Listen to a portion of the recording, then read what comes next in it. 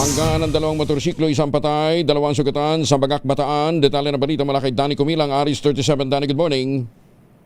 Isang aksidente sa karsada ang naganap alas 2 kahapon ng hapon na nagresulta ito ng pagkasawi ng isang rider sa kahabaan ng JJ Linaw National Road, Barangay Atilano, Ricardo, Bagak, Bataan. Sangkot sa insidente ang isang motorsiklong ADB 160 na minamaneho ito ng edad 30 anyos na residente ng Dasmariñas, Cavite na nasawi sa aksidente.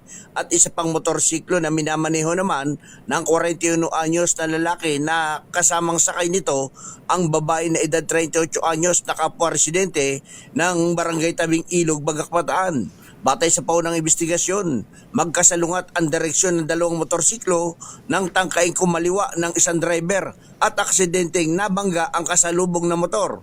Dahil dito nagtamo ng pinsala ang mga sangkot sa aksidente at agad na dinala sa Bagak Community and Medical Hospital, subalit ang driver ng taga Cavite ng motor na ADB ay binawian ng buhay. Danny Kumilang, RH37, DZRH, una sa Pilipinas, una sa Pilipino.